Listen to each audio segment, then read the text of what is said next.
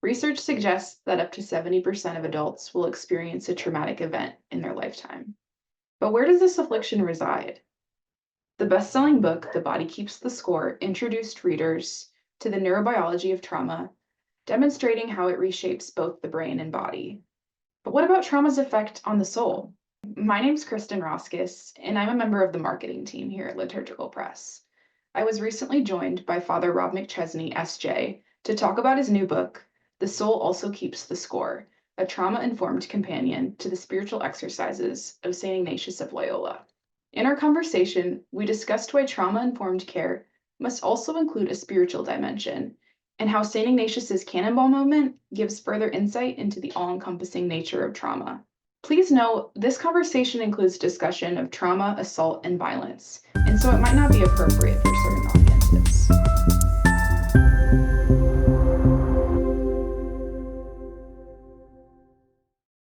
Father McChesney, it's great to be with you. Thanks for joining us to talk a little bit more about your new book. Can you start by telling us a little bit about yourself and what inspired you to bring together your interests in St. Ignatius and mental health? Sure, and thanks to you, Kristen, and Liturgical Press. In 2020, I had returned from an assignment in the Middle East with the Jesuit Refugee Service. I was 70 years of age, and during COVID lockdown, I had quality time to prayerfully consider what came next, my next assignment. And it struck me that I had a rather unique background in service of various groups of victim survivors, you might say, of violence.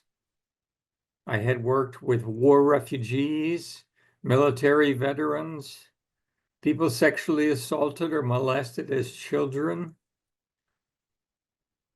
As a Jesuit of almost 50 years, it struck me that Ignatian spirituality was born in violence to our founder, St. Ignatius. And I'd never really thought of that.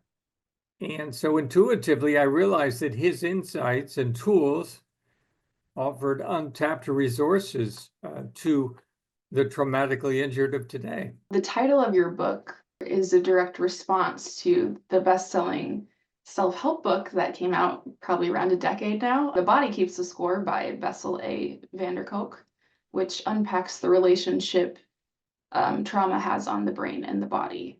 How do you see your book continuing that conversation in that book? Yeah, good question. And I should note that I was unfamiliar with the book until I got back from the Middle East and was kind of discerning the future.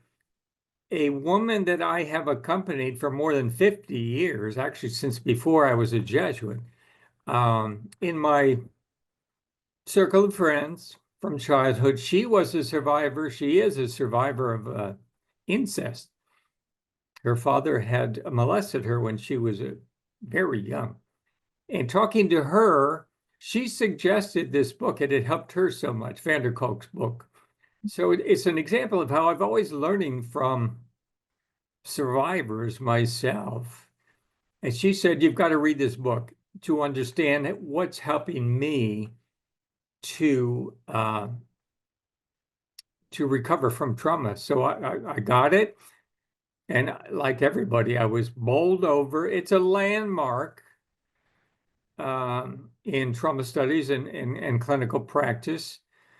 As you noted, the sales are astounding for the past many years in many languages. So it's obviously meeting a need. And it's all about, how the brain interacts with body-oriented trauma therapies. And I highly recommend it. But he's not interested at all in the soul or spiritual dynamics in recovery from traumatic injury. So I set out to fill that gap.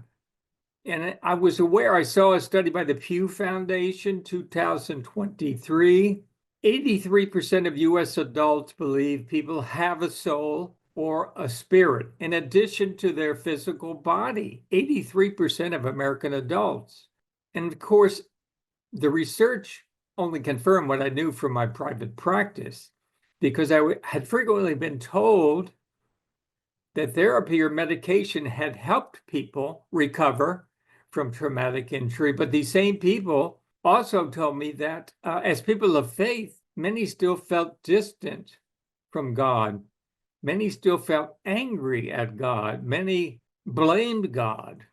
Some had even lost their faith. And this is something, it's just not van der Kolk's interest. That's fine. Such people, are looking for spiritual guidance. They're looking for practices for soul repair, to be reconciled with God, with their loved ones, even with themselves. Many are alienated from themselves. So anyway, that's the gap I set out to fill.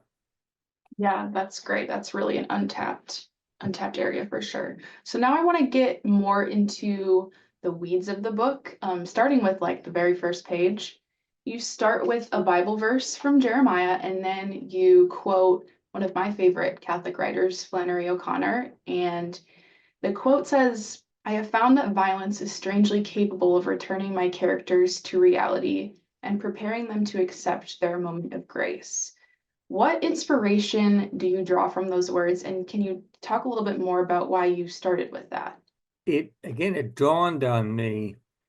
I love Flannery O'Connor also, but it had never dawned on me until I, was engaging the research and the writing, that her words point to the precise experience of the young Ignatius, because it was the battlefield violence of Pamplona, Spain, where he suffered his nasty cannonball wound. I think people know the story. The French artillery overwhelmed the Spanish forces in that battle, 1521.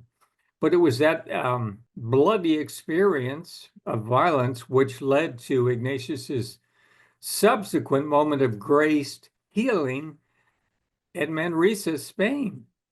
And it was like, oh my goodness, Flannery O'Connor has nailed it as only an artist can, because Ignatius went from suicidal meltdown at Manresa to composing the spiritual exercises there at Manresa. So it was from violence to meltdown to grace to healing. I would say that there is no Ignatian spirituality as we know it. There is no acceptance of his moment of grace without the violent, bloody events which started it all. The next question kind of follows right from that. The cannonball moment that you kind of center around St. Ignatius's story. It's a unique story that leads to a life of trauma and anguish. So can you give us a sense of what readers will learn about his story and how it allows us to better attend to trauma in our own lives and those who we care for? Readers of the book will learn an important distinction, which I wasn't aware of till I started the research. PTSD equals trauma, of course, but trauma does not equal PTSD. And in the past generation, the researchers into trauma have noted that there are many forms, many different types of trauma. And as I reviewed that literature, I came across something called moral injury trauma and saw Ignatius depicted here. And I saw we would not consider him, looking back, a victim survivor of PTSD, post-traumatic stress disorder. The mental health specialists view that PTSD as based in fear and threat. Ignatius felt no fear. People who know his story know he was not a fearful man. He specifically describes himself without fear in his autobiography, his memoirs. There's one scene where he's getting ready to ride his mule from Barcelona to Paris to begin his studies at the University of Paris. And the war was continuing between the Spanish and the French. And all of his Spanish friends said, the French are killing Spaniards along the way, and they're cutting off their heads and they're placing them on pikes. That's right from his autobiography. is people said, you're going to run across heads, Spanish heads on pikes along the way. And Ignatius responded, I've never known fear in my life, and I'm going to go forward. Today, we would say that this is a man, a person who's not dealing with PTSD, but what he was dealing with was what is called moral injury trauma, and people will learn about that. It's conscience-based, it's values-based, and many today are enduring that, and they're hungering for spiritual insights and tools which body-based therapies just don't offer. That's so important. Your book shares more of these stories that you kind of just been mentioning about actual patients who demonstrate your points on trauma and soul care. Why was it important for you to share these stories as a part of the book? No one can speak so convincingly to the traumatically injured as those who have lived and endured it themselves. Mhm. So I asked these trauma survivors, all of whom I drew from my own personal network, if they would be willing to tell their stories. Most of the stories are, of course, anonymous. Colonel McPherson, the Marine veteran of 30 years, he chose to speak in his own name. But the point would be trauma survivors very often use very earthy language. They often use four-letter words. But that language, those words, that distress speaks to other survivors. And last of all, I wanted to offer trauma survivors the dignity to speak for themselves. I was conscious of the fact that I have not endured what these people have. These people are dear to my heart. I know them, and they have dignity, and many are ready and want to tell their story in the right setting. And these people in the book, they were so pleased to be part of this book, to share their stories with others. How do you hope practitioners will utilize what they take away from this book in their professional practice? The book is a primer on mental health and spirituality at the intersection of trauma. So I hope practitioners will learn some beginning insights, some beginning tools from the Ignatian heritage, will begin to develop confidence to use them. Retreat houses ask the question, if you're going on an Ignatian directed retreat or some other type of a directed retreat, you'll see questions, do you have any special needs that we should be aware about? And the applicants are encouraged to specify special dietary needs. Increasingly, you can specify a request for a retreat director familiar with 12-step addiction dynamics. I hope one day spiritual practitioners and retreat houses will be positioned to serve applicants who request a trauma-informed director. Because if you look at the statistics, 70% of people have endured some sort of a traumatic event in their lives, not PTSD. Maybe 7 to 8% of the population have been diagnosed with PTSD, but maybe 70% have endured a traumatic event. They may well benefit, if they're people of faith, by a director who's kind of sensitive to these dynamics. Absolutely. That's so important. The cover of the book is striking. The art is by Benny Andrews. How does it speak to the message in the book and the experience of trauma survivors? Yeah, I had no idea when I chose that cover. It's disconcerting. Some people find, but anyway. So Benny Andrews was an African-American artist and educator from Georgia.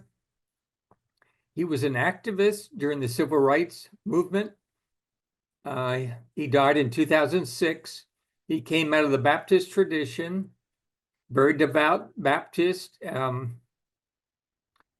he created this particular painting in 1994, and Mr. Andrews called it The Way to the Promised Land. Some people have said to me, a lot of people, they see an angry figure denouncing God because of the brokenness of the figure leaning over, hunched over on the chair, kind of a figure representing suffering humanity. So many people see someone who's angry at God and denouncing God, scolding God, and I respect that. Benny Andrews was a fine artist, so you can see whatever you see in his art. However, because of the author's title and his role as an educator during the era of Dr. King, I see the standing figure as Moses, with an echo of the book of Exodus and how God liberates the oppressed and leads them to freedom.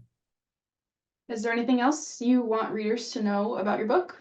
Recently, I spoke at Georgetown University at a book preview, and a couple of people said, Father, you know your spiritual, your Ignatian spirituality, but what do you know about trauma counseling? Do you have a degree, a certification? It's a really good question, actually. So I've learned to address it up front. No, I don't have a degree in trauma counseling certification. What I have is 30 years of experience.